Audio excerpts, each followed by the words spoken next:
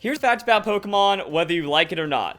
It doesn't matter how good or bad the games are, the community is the most important thing in Pokemon. We will make something great out of anything that we have, and that's why I love Pokemon so much. That the competitive aspect of it, everything that you have in that post-game, where you come together, you trade with friends, you battle, you get stronger, and you become the very best like no one ever was, that is the spirit of Pokemon, and that is alive and well in Pokemon Let's Go. But the negativity is just being amplified by other influencers just pandering to that negativity. No, we need positivity. We need optimism, because from what I've seen on Let's Go, like, people are saying I'm putting it on a pedestal and I'm being all fake, and some people even think I'm bought off by Nintendo. I wish I was bought off by Nintendo, because then I'd be getting extra money for something I already believe in, and I'd also have to disclose it and whatever. But that's the madness. That to someone else, that some of these people have gone so far down the hate hole, it is impossible for anyone to appreciate the games. And that is what is just poisoning the Pokemon community. That's why it's called toxicity, because it seeps in, it poisons, and then it spreads throughout. But I'm not putting Pokemon Let's Go on a pedestal. I never have at any point. I look at exactly what we have and I go, wow, that's pretty awesome. I trust the game developers. I've trusted Game Freak for the last 20 years of my life. So why am I going to stop now? It doesn't make any sense, especially when what I see, I enjoy. That everything they've done captures the spirit of Pokemon. They change one little feature and then people lose their minds. And then we get back to the influencer things. False information, or at least trying to change the facts because they don't like them. Tamashi, what are you thinking? I think Game Freak is making a mistake by insisting that Let's Go's main series. Insisting? No, they aren't insisting, they are stating fact. Sorry you disagree with the fact, because it goes with whatever agenda or whatever pandering you want to do. Main series game, despite not being able to connect with them, transfer to them. When did that become a thing about it? When did that become mandatory for main series games? Also, Masuda suggested in an interview that you can transfer from Pokemon Let's Go into Generation 8 or something like that. Also has connectivity with Pokemon Go, which was supposed to have connectivity to Generation 7. So I mean, how lawyer talk do you want to get about this? Because you can completely justify it. I mean, what about Red and Blue version? Red and Blue version on the Virtual Console, you can't transfer into that. Does that suddenly erase Red and Blue as a main series game because it cuts off the connectivity there, but it can transfer out for the future game? Like, it doesn't make any sense. Like, what people just have to make up to get into this. Also, everything else about it is main series, so I don't know why. It's just misleading. How is a fact misleading? You're misleading people by trying to change their mind because you disagree with the developers of the game. Who like the main series games are concerned, like, it's just misleading, and a lot of people who like the main series games are concerned by Let's Go. But their concerns aren't really valid, and I've done dozens of videos about that. Like, if you think about it, alright, you know, a lot of people, they are exclusively not buying these games only because there's Pokemon Go style catching. Well, here's what we have. A lot of things going on. Pokemon boss Junichi Masuda. On keeping hardcore players happy, borrowing from Pokemon Go, and Let's Go story. Always concerned that we take Pokemon too far, so that's no longer approachable. Every once in a while, you do have to kind of dial it back. I think Pokemon Sun Moon is too much of a dialing back, and they're fixing that in Let's Go. But here's where the fancy part comes in. What would make me happiest would be if Pokemon Go players and traditional RPG players actually come together and are throwing out Pokeballs together, either Joy-Con using their smartphones, really enjoying Pokemon together. That Let's Go was designed for main series Pokemon fans as well. That everything Junichi Masuda said, this is a game for everyone. Being in denial of that is being in denial of Pokemon. Is being in denial of the people that created these games that you claim to be a fan of. And all you have to do is look at it. Man, this looks pretty much just like Red and Blue version with that yellow spin going into it, and one feature's changed, and that feature is probably 5% of your gameplay when you think about it. Because Let's Go Pikachu and Eevee, the Eevee and Pikachu that you get, they're going to be pretty powerful. You get a rudimentary team, and then you're kind of set from there. You can just do trainer battles and get all of your experience that way. A few wild Pokemon captures, which are literally like 5% of your time. You flick it, and then you catch it, and then it goes away, and you don't have to worry about it anymore. And also, for a large portion of Pokemon Sun and Moon, X, Y, Black and White players and all that stuff like that, with all the new Pokeballs that have been introduced, you know, I don't remember the last time I engaged in a Pokemon battle. Like, I actually did a video where I played Pokemon Sun and Moon like Let's Go. No battling, only throwing Pokeballs, and I enjoyed that more than battling Pokemon. That's how I can validate my love of Let's Go from what I've seen so far, because I'm not putting it on pedestal. From exactly what I've seen, I know I'm going to enjoy Let's Go, and it already looks to be like my second favorite Pokemon games behind Heart Gold and Soul Silver. Yeah, if we had Morimoto as the director like we did for Heart Gold and Soul Silver, we'd probably have another masterpiece game, but I mean, Junichi Masuda's looking to do just fine with Pokemon Let's Go, Pikachu, and Eevee. So I mean, it looks like we still have that same adventure, and you can still customize it however you want because it's not too handholdy. And like I said, like you just throw quick balls, you spam repels, and then the Pokemon battle becomes trivialized. And how long are you dealing with Pokemon battles? Let's be real here. 15 hours for the story, maybe a couple extra hours in that post game out of your 999 playtime. Seems like a very insignificant amount of time when you go and scale into battling and training your Pokemon and in trading and engaging with friends and stuff. That, you know, it's not going to be the end of the world. And if you put up with that feature like you put up with the story of Sun and Moon, then the game scales into something beautiful because the competitive is going to be amazing, just like the fun we had back in the 90s and other earlier Pokemon games before people started getting so negative and taking it way too seriously. Still don't understand. So yeah, Junichi Masuda, countless times. This is a game for all fans, but apparently to influencers, trying to warp people against this game for their own gain. That they want their Pokemon game instead of what Game Freak wants to give us. So they're thinking that if it's actually quite narcissistic when you think about it, to broadcast your hate, to try to get Nintendo to change what they are doing. I've seen tons of comments like that. Like, oh, I'm canceling my pre-order. I'm not buying Pokemon Let's Go as protest because then Nintendo's going to have to give us what we want for the 2019 game or Generation 8, even though Generation 8's already done by this point. Like, they aren't going to scrap their intention. Like, whatever the goal, whatever the product is for Let's Go or for Generation 8 for the 2019 game, it's already done at this point. Like, it's just going to be polishing and adding a couple extra really neat features and stuff potentially. Whatever intentions Game Freak has for that game, whether it's more similar to Pokemon Sun and Moon or more similar to an older game that's less handholdy, it's already set in stone. They're not going to see the reaction to Let's Go Pikachu and even go, we have 5 months to rewrite the entire story, or to like take out all these cutscenes or something. I don't think Game Freak is going to be that much of a reaction to it. That's going to be for the game after that. So people are putting all these hopes into something that's already going to be based off Pokemon Sun and Moon, which they're claiming to hate, and they're using the hate against Let's Go, and they're trying to get that as like, oh, Nintendo needs to listen to us. What happens if Pokemon Let's Go still outsells? Then you guys are in trouble, aren't you? Instead of just kind of loving Pokemon. Because like I said, it's about the community. If we make it great, it is great. That's the foundation of Pokemon. If we're all together battling, training, have a good time, engaging socially, it's going to work out. That didn't happen with Pokemon Sun and Moon. Everyone just hacked the game instead. That's why Pokemon Sun and Moon died. It's not because of a bad story, because you put up with that for 15, 20 hours, and then it's done. And then you get another 800 hours of gameplay out of Pokemon. That's what it's about. Not just classification error implies Let's Go as a precedent for all future Pokemon games. Except it literally isn't. Because they've even said in interviews that it's going to be different. And you can tell that they're going for a different direction. That by calling Let's Go main series game, it doesn't immediately mean that Go catching mechanics are going to be in every future Pokemon game. Or they're going to have a friendly rival in every future Pokemon game. It's a main series game that's different like all of the main series games. And that's going to be the implication behind it. Ruby and Sapphire at least included all Pokemon from older games. So? Like, what is the point of saying this then? Also, I think that the link between Gold, Silver, Crystal, Ruby, Sapphire, a lot clearer mechanically than Ultra Sun and Ultra Moon, and Let's Go. How so when Pokemon Go is like 800 million downloads and like the most popular game ever, and there's only like one little change and everything else Pokemon is still there? Like, you know, battling trainers is still there, Pokemon encounters are still there, gyms, all the other main series features. It all seems to still be there, so I don't really understand.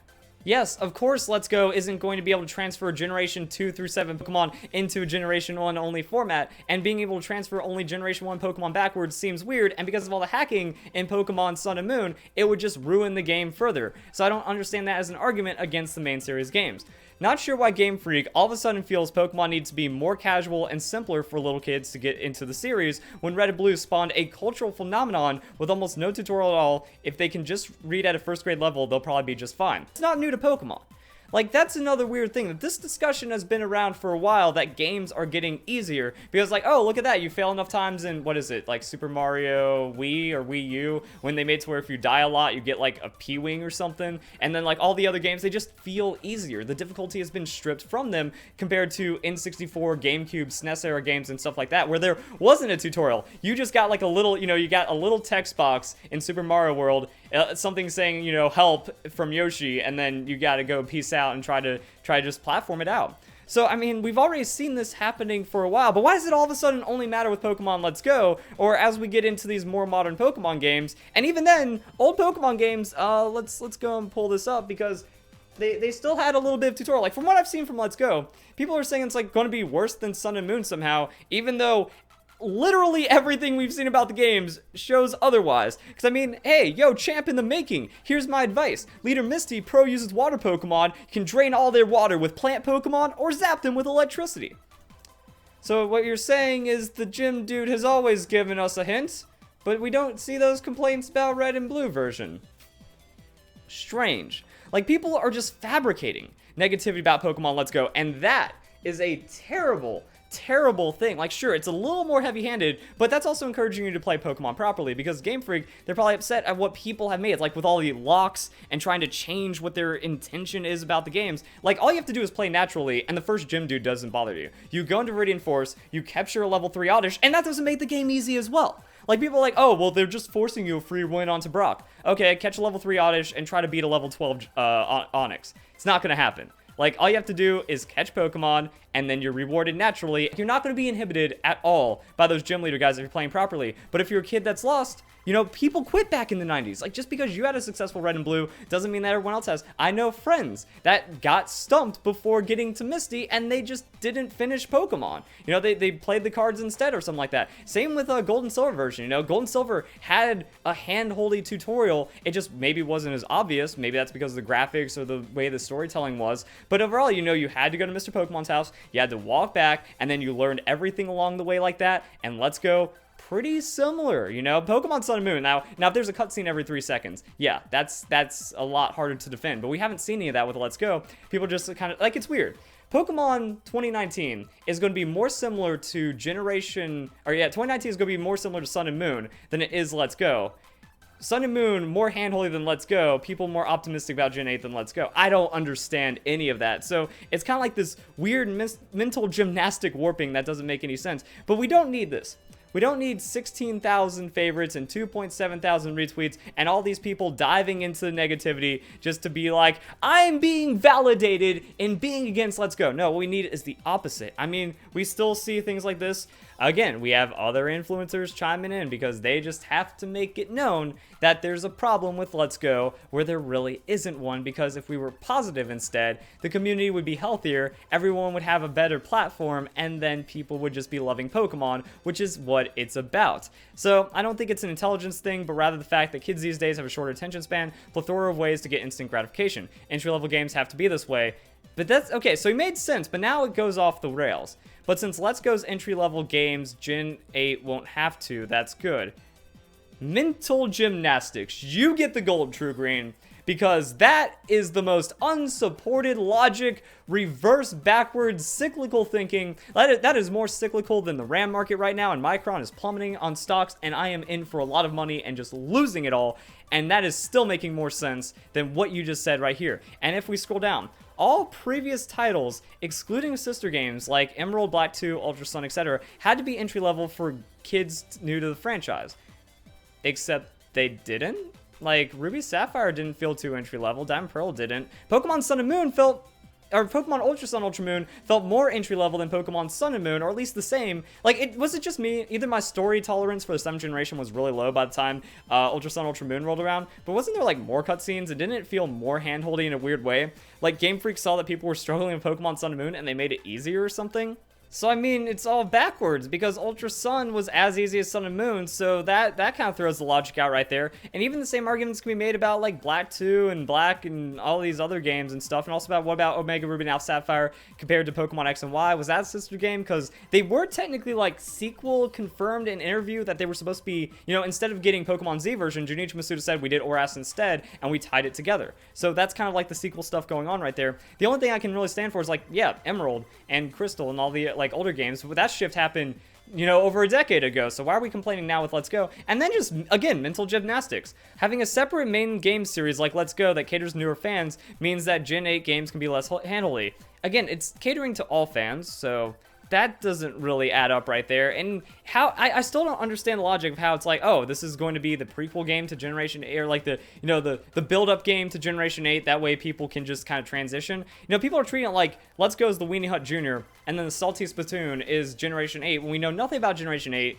Pokemon Let's Go doesn't really suggest Weenie Hut Jr. as much as Pokemon Sun and Moon was, and they're just kind of like, yeah, they're just trying to create this justification in their minds that doesn't really exist, and it breaks my head to try to like unravel the knot of logic that is happening here. Like, it's, and this, again, this is all to try to, you know, get that negativity. Then we have those sheep fans come in. This is why people with a platform can be dangerous when trying to represent something. Oh wait, whoa, I missed this one out. Holy crap. Oh no. Good thing I clicked off, because some weird things coming from True Green. That Smash Direct made me super bummed. Really just reminded me of how much of a gamer I'm not. I'm a Pokemon fan for the fact that it's an amazing world, not a video game.